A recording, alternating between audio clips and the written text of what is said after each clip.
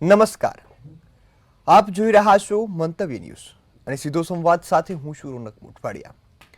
દર્શક મિત્રો, સતત છેલ્લા 6 દિવસથી આપણા દેશ, આપણા રાજ્ય અથવા તો વિશ્વમાં કોઈ મુદ્દાની ચર્ચા થતી હોય તો એ મુદ્દો છે ઈરાન, ઇઝરાયલ અને અમેરિકાનું યુદ્ધ।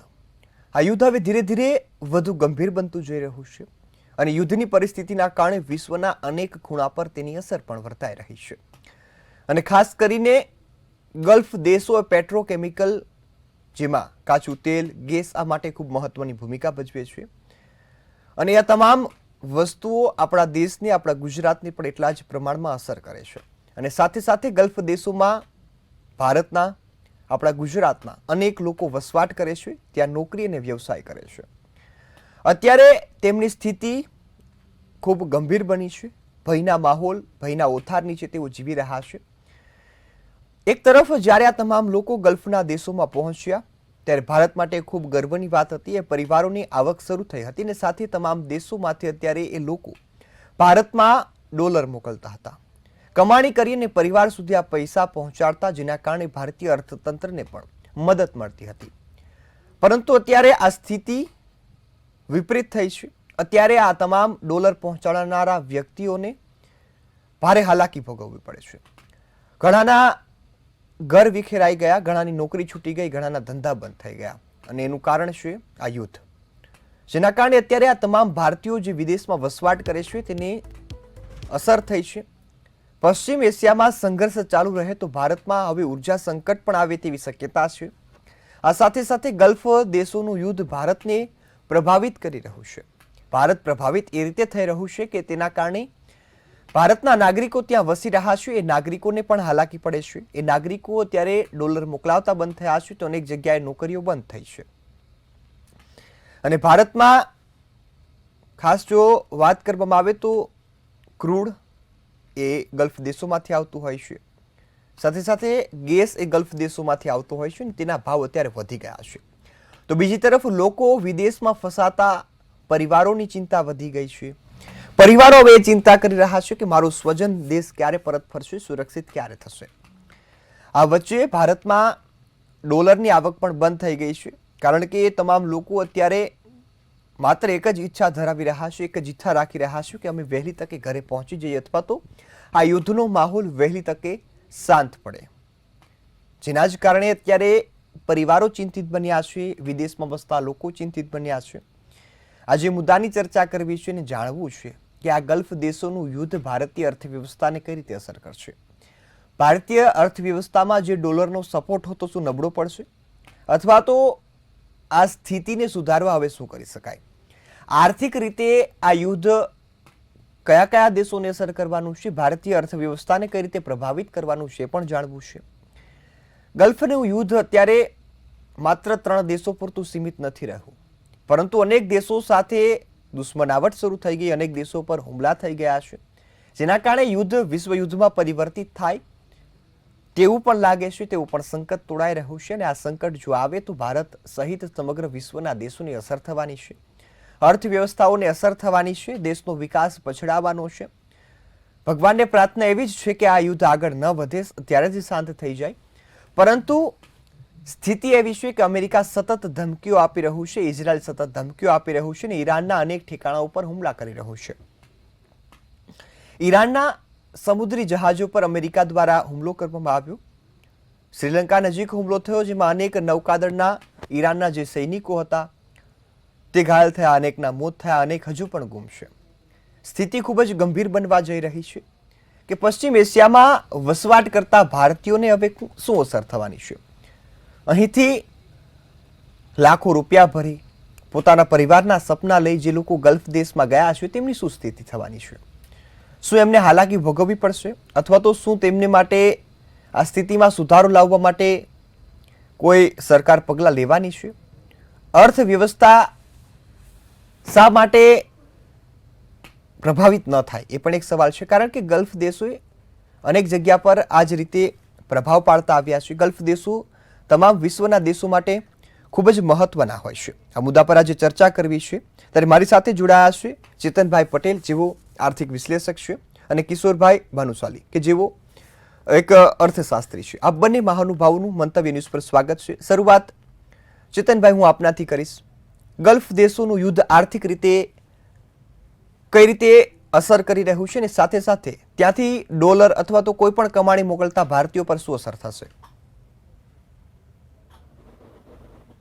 જી ચેતનભાઈ. હાજી, જે અત્યારની પરિસ્થિતિ છે આપણી, એ પ્રમાણે રિમિટન્સમાં થોડું પ્રેશર દેખાય, પણ હું એને ઓપોર્ચ્યુનિટી તરીકે માનું છું. એટલે જે યુથ કન્ડિશન ગ્લોબલ છે, ઇન્ડિયા માટે કઈ રીતના બેનિફિટ થાય, ભારત માટે કઈ રીતના અને તક વાપરવી, એ મહત્વનું છે. જી બિલકુલ. ચેતનભાઈ. હેલો. જી આપનો અવાજ આવે છે. જી, તો મને એવું લાગે છે કે સૌથી પહેલું તો ઇન્ડિયામાં નોલેજ કેપિટલ મોટું આવશે, ઇન કેસ જો સ્કિલ્ડ વર્કર્સ આવશે તો કમ્પેરેટિવલી કે રિમિટન્સ આવતું, એના કમ્પેરિઝનમાં ઇન્વેસ્ટમેન્ટ, નોલેજ કેપિટલ અને સ્કિલ્સ એ આપણી પોતાની જ ઇકોનોમીને વધારશે. જી બિલકુલ.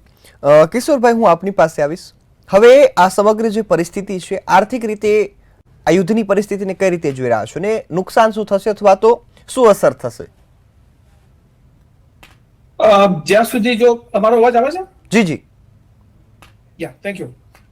જ્યાં સુધી આ યુદ્ધને સવાલ છે, તેમાં અત્યારે તાત્કાલિક ધોરણે જે મોટી અસર થવાની છે એ છે ઓઇલ પ્રાઇસને લઈને.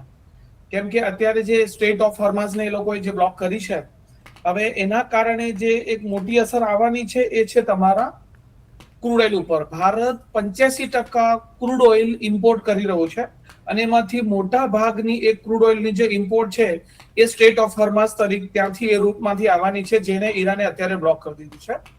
સાથે સાથે આપણે જે એલએનજી, જેને આપણે સાદી ભાષામાં ગેસ કહીએ, ગેસનો મોટા ભાગનો સપ્લાય એ રૂટ ઉપરથી આવી રહ્યો છે. એટલે જો યુદ્ધ લાંબુ ખેંચાય છે, અને અત્યારે પણ ઓલરેડી એની અસર દેખાવા માંડી છે, એ આ બે ક્ષેત્રો ઉપર છે. ક્રૂડ ઓઇલ મોંઘું થઈ ગયું છે, ઓલરેડી ક્રૂડ ઓઇલના ભાવ વધી ગયા છે, અને ક્રૂડ ઓઇલનો સપ્લાય ડિસ્ટર્બ થઈ ગયો છે. ભારત પાસે અત્યારે જે અલગ અલગ રિપોર્ટ આવી રહ્યા છે, એમાં સરકારનો પોતાનો ક્રૂડ ઓઇલનો સ્ટોક અને કંપનીઓ પાસેનો સ્ટોક એ અમુક દિવસો માટે મર્યાદિત છે. અલગ અલગ આંકડા આવી રહ્યા છે, કોઈ 15 દિવસ કે મહિનો, પણ ત્યાર પછીના ક્રૂડ ઓઇલનો સપ્લાય આપણી પાસે નથી. અને જેમ જેમ ક્રૂડ ઓઇલના ભાવ વધી રહ્યા છે, સપ્લાય ડિસ્ટર્બ થઈ રહ્યો છે, તેમ તેમ નજીકના ભવિષ્યમાં આપણી પાસે પેટ્રોલના ભાવમાં વધારો થશે, અને જેની અસર મોંઘવારી પર પડશે અને તમને મને પણ અસર થવાની છે. એટલે એક આ બાબત થઈ. બીજી બાબત આવી, જેમ ગેસનો મોટા ભાગનો આપણો જે સપ્લાય છે એ આપણે એ સ્ટ્રેટ ઓફ હોર્મઝના રૂટ ઉપરથી લાવીએ છીએ, જેને અસર થઈ છે, અને એ અસરના કારણે આપણી જે એલએનજી ના ભાવ છે વધી ગયા છે. હમણાં આજે જ ન્યૂઝ આવ્યા કે મોરબીમાં સિરામિક સેક્ટરમાં શટડાઉન થઈ ગયું, કેમ કે ત્યાંથી ઓઇલ સપ્લાય બંધ થઈ ગયો છે. એટલે એક મોટી એલએનજી, એટલે જો પેટ્રોલના ભાવ અને ગેસના ભાવ વધે તો ઓવરઓલ આપણું ટ્રાન્સપોર્ટેશન વધી જશે. એટલે આ એક મોટી અસર છે. બીજી મોટી અસર આપણે જે ગણીએ છીએ એ છે આપણી, સોરી એક જ મિનિટ જરાક નેટવર્ક સાથે, બીજી છે આપણા રૂપી ડોલર રેટ. કેમ કે ગલ્ફ કન્ટ્રી, એટલે જ્યારે આ બે દેશો વચ્ચેની આપણે લડાઈની વાત કરી રહ્યા છે, એ ખાલી ઇઝરાયલ, ઈરાન કે અમેરિકા ત્રણની બાબત નથી. ઈરાને સામે બીજા 11 દેશો પર અટેક કર્યા, એટલે એક મોટું રૂપ લઈ ગયું છે. અને એના કારણે ભારતના એક્સપોર્ટ સેક્ટરને પણ એક મોટી અસર થઈ રહી છે. એટલે એક્સપોર્ટમાં અસર થવાની છે, કેમ કે Iraq, Saudi Arabia, UAE, Kuwait, એ બધા એવા દેશો છે ત્યાં આપણે મોટા ભાગની આપણી વસ્તુઓનો નિકાસ કરી રહ્યા છે, તો એ નિકાસને પણ અસર થવાની છે. અને એ બધી ઇમિડિયેટ અસરના કારણે ભારતના રૂપીની વેલ્યુ પણ ડેપ્રિશિએટ થઈ રહી છે. એટલે રૂપિયો $1 આજુબાજુ આવી ગયો છે. અને જો આમ થાય છે તો ભારતનું ઇમ્પોર્ટ બિલ વધી ગયું. એટલે આપણે જે વસ્તુ ઓઇલ ઇમ્પોર્ટ તો કરવાનો છે, તો એક ઇમ્પોર્ટ મોંઘી થઈ ગઈ છે, જેની ડાયરેક્ટ અસર ભારતની ઇકોનોમી પર પડવાની છે અને ભારતના અર્થતંત્ર પર પડવાની છે. બીજી જે ચેતનભાઈએ વાત કરી એમાં એક વસ્તુ એડ કરું તો ગલ્ફ દેશોમાં અંદાજિત આપણા 1 કરોડ લોકો છે અને ત્યાંથી આપણી પાસે બહુ મોટું હુંડિયામણ આવી રહ્યું છે રેમિટન્સીસ, અને એ રેમિટન્સ ઉપર સીધી નેગેટિવ અસર પડવાની છે. એટલે એ રેમિટન્સની આપણી આવક પણ ઘટી ગઈ છે. આગળ ચર્ચા કરીએ પછી આ બધું. જી બિલકુલ. હવે ચેતનભાઈ, ખાસ આ મુદ્દાને આપણે અત્યારે એ રીતે જોઈ રહ્યા છું કે નુકસાન તો થવાનું છે, પરંતુ અત્યાર સુધી જે તમામ લોકો વિદેશમાં વસતા હતા અને અત્યારે એ પોતાના પરિવાર સુધી ડોલર મોકલતા હતા, તો કિશોરભાઈ એમના ઉપર શું અસર થવાની છે કે કમાણી કરીને ભારતમાં આવતા હતા, અત્યારે હવે એ બંધ થયું છે તો ભારતને શું અસર થાય? આપણું રેમિટન્સીસ અંદાજિત આપણી પાસે જે ગલ્ફ કન્ટ્રીમાંથી જે રેમિટન્સીસ આવતું હતું એ કદાચ $51 બિલિયન નું રેમિટન્સીસ છે. એટલે આ એ લોકો છે અંદાજિત 90 લાખ લોકો, જે લોકો ગલ્ફ કન્ટ્રીમાં કામ કરી રહ્યા છે, 1 કરોડ લોકો, અને એ લોકો પોતાનું રેમિટન્સીસ ભારતમાં મોકલવાના હતા. હવે વોરના કારણે એ લોકોની હાલત કફોડી બની છે અને એ લોકો જે વિદેશી હુંડિયામણ ભારતમાં મોકલતા હતા એ અંદાજિત $51 બિલિયન નું હુંડિયામણ ઉપર આડઅસર પડવાની છે. અને એમાં મોટા ભાગના એવા લોકો છે જે ગલ્ફ કન્ટ્રીમાં મોટા ભાગે કયા લોકો ગયા છે તો કન્સ્ટ્રક્શન વર્કર છે, મેન્યુફેક્ચરિંગ સેક્ટરના લોકો છે, એ લોકો ત્યાં ગલ્ફમાં મોટા પ્રમાણમાં ગયા છે. હવે એ લોકો જો પોતાના ભારતમાં પોતાના પરિવારોને પૈસા નથી મોકલી શકતા તો એ લોકોના પરિવારોની પણ કફરી હાલત થવાની છે.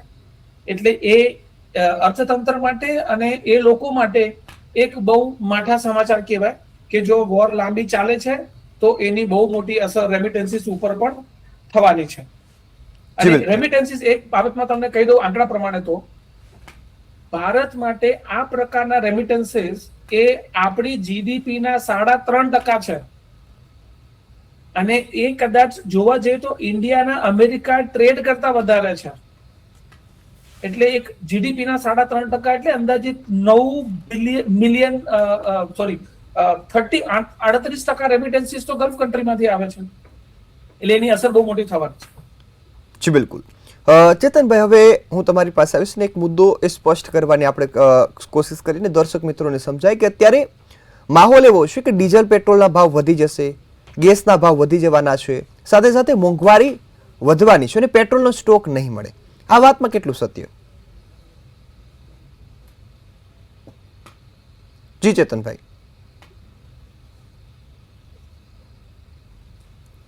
જી ચેતનભાઈ, મારો અવાજ આવે છે આપને?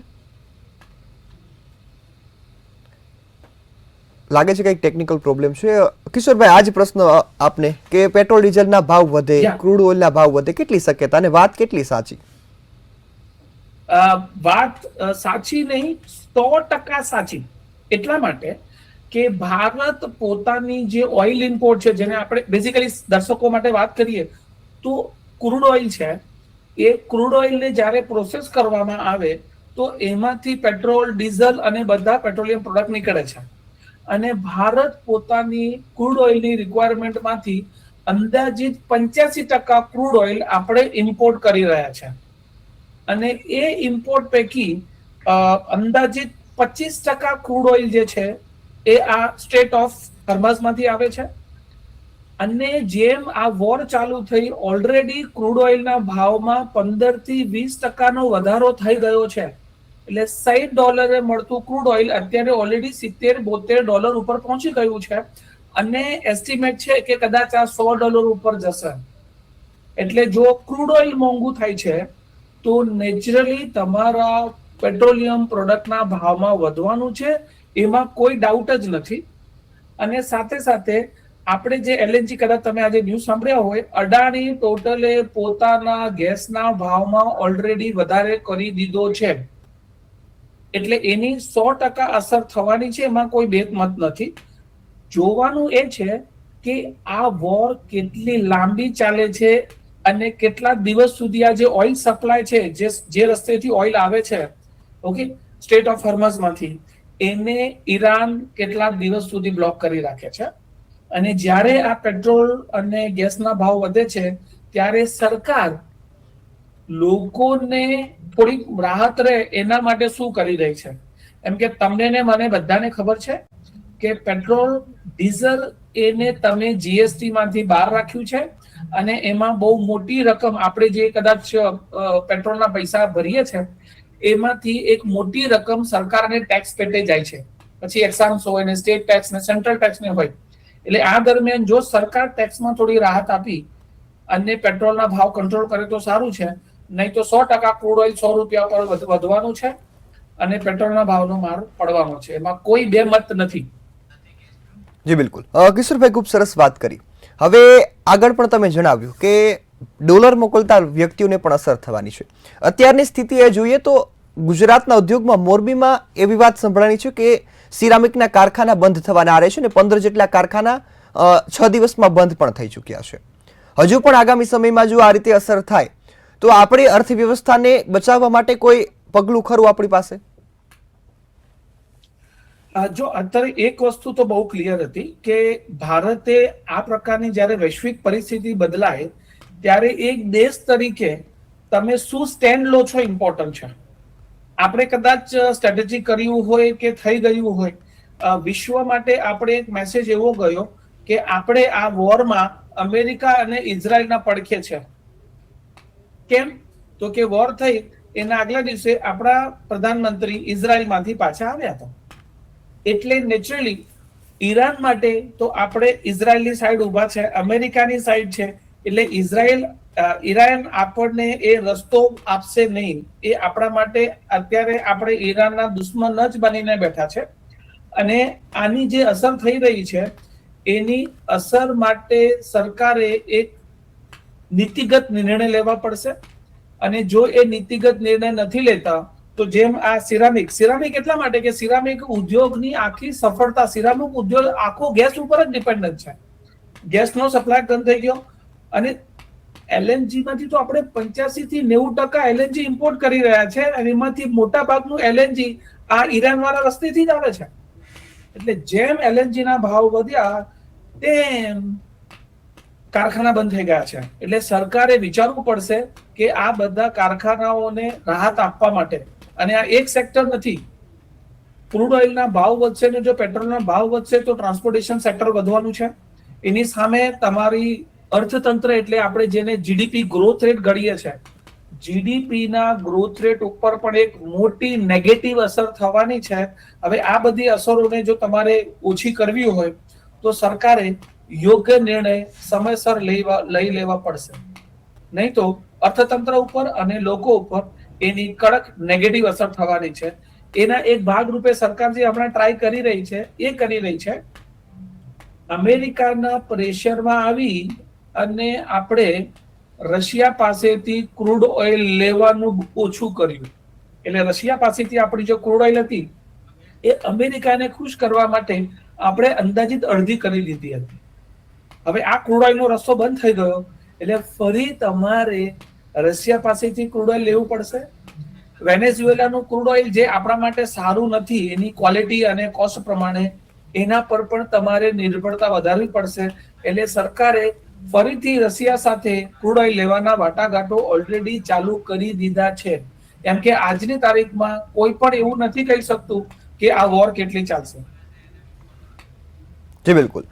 હવે કિશોરભાઈ, તમે જે પગલાઓની વાત કરી એવા કયા પગલાઓ હોય કે સ્થાનિક લેવલથી એ લેવામાં આવે તો પણ સુધારો થઈ શકે અથવા તો કોઈ રસ્તો બીજો ઉપલબ્ધ થઈ શકે? ફરીથી રિપીટ કરશો? કે અત્યારે તમે જે પગલાઓની વાત કરી કે સરકાર કદાચ એ અમુક પગલા છે તે લેવાના છે એ લે તો કદાચ એ સ્થિતિમાં સુધારો આવી શકે, તો એવા કયા પગલા છે કે જે સ્થાનિક લેવલથી પણ લેવામાં આવે તો આ સ્થિતિ વધુ સુધરી શકે અથવા તો કોઈ બીજો અન્ય રસ્તો મળી શકે વેપાર માટેનો, અર્થવ્યવસ્થાને સુધારવા માટેનો, રોજગારીનો? નહીં, જો વિચારવું એ પડે કે પ્રશ્ન જો વૈશ્વિક હોય તો એનો લોંગ ટર્મ રસ્તો પણ વૈશ્વિક જ હોય.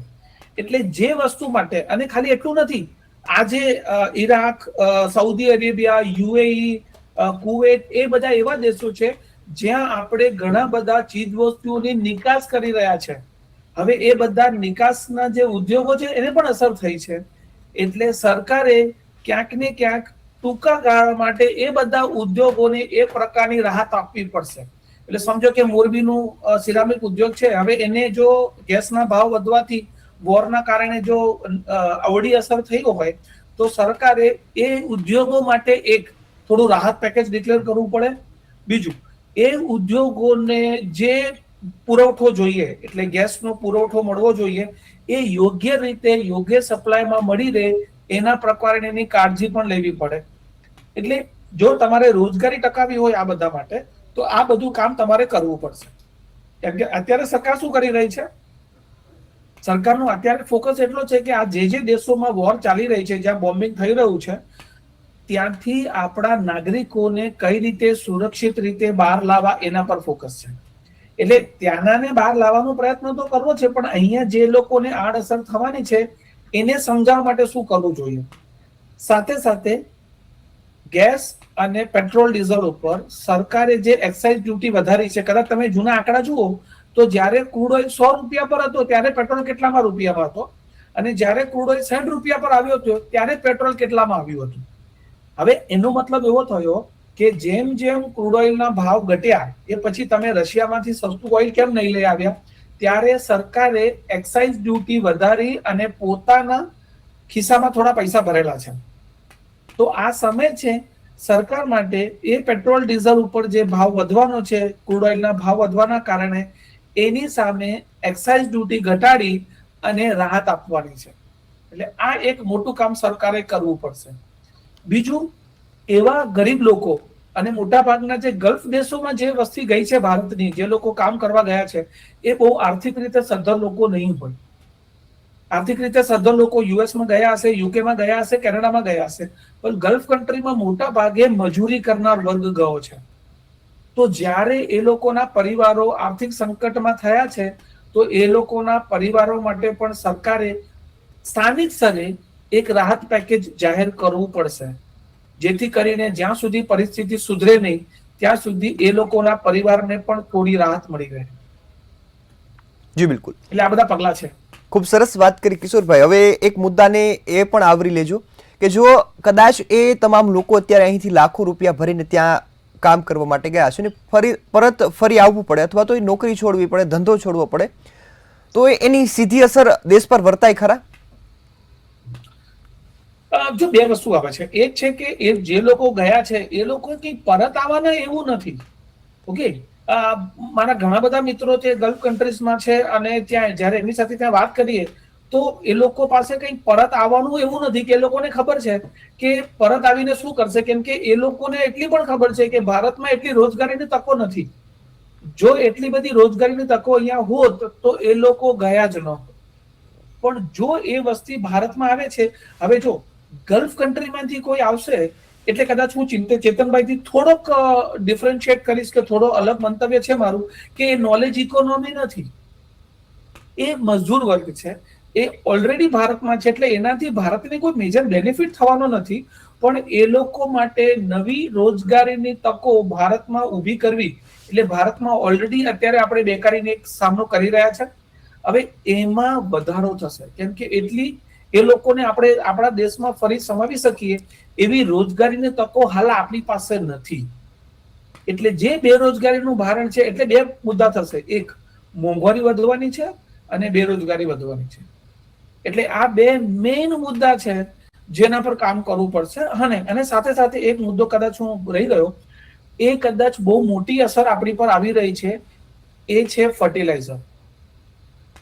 આપણે ફર્ટિલાઇઝરનો એક મોટો ભાગ આ ગલ્ફ કન્ટ્રીમાંથી ઇમ્પોર્ટ કરી રહ્યા છે અને અત્યારે વાવણીની સિઝન આવશે અને જો ફર્ટિલાઇઝર આપણને ટાઈમસર નથી મળતું અને ફર્ટિલાઇઝરના ભાવ વધે છે તો ખેડૂતો માટે પણ એક દુઃખદ સમાચાર આવી શકે એમ છે.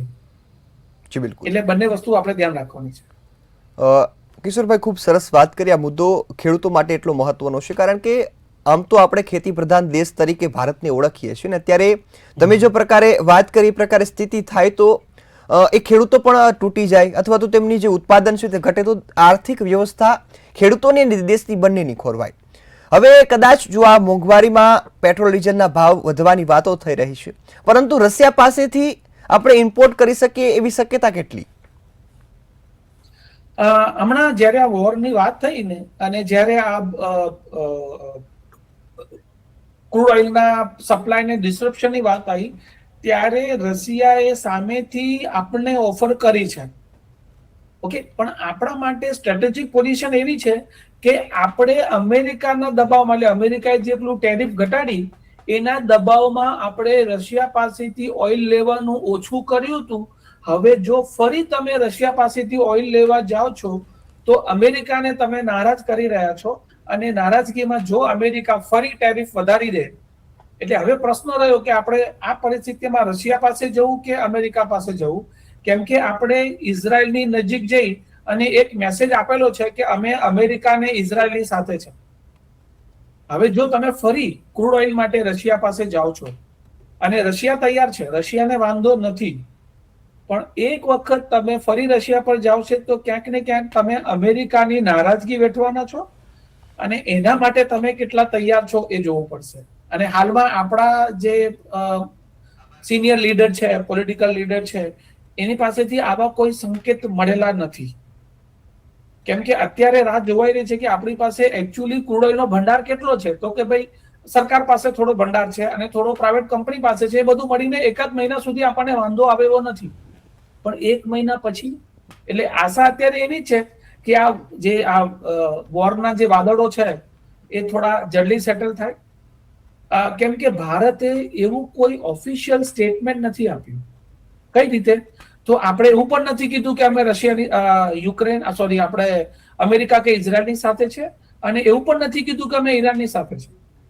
અને ઈરાનની ટેન્કરને અમેરિકાએ ભારત નજીક તોડી પાડ્યું,